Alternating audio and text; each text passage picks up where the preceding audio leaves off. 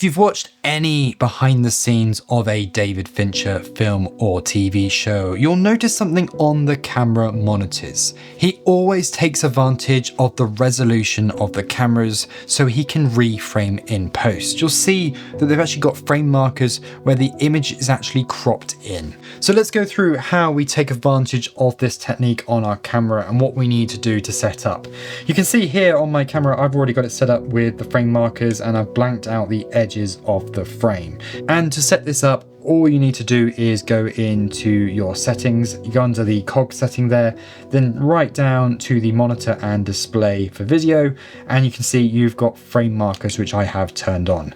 Now in the latest update of the Panasonic S1ii, this allows you to put 2 frame markers up at the same time. So you can see I've got my frame 1 set as 16:9 and my frame 2 as 9:16.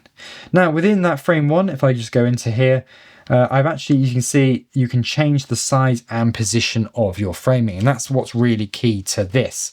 And if I go into here, you can see I have set it to 90%, so I can adjust it from the original 100% and go all the way down to 90.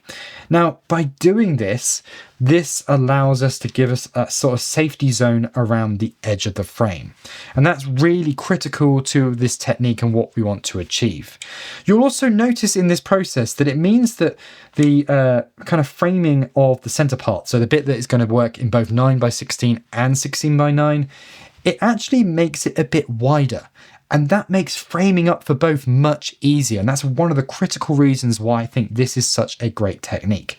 Now, you could take this further if you wish. If you knew for sure that both the framing of your 9:16 and 16:9 needed to match, they needed to have the same sort of perspective and the same size of framing, then of course you could crop in even further. If you went down to about 80%, this is going to give you a framing that is almost a 5:4 frame in the middle, which could also be very useful if you're also posting to Instagram as well in that format.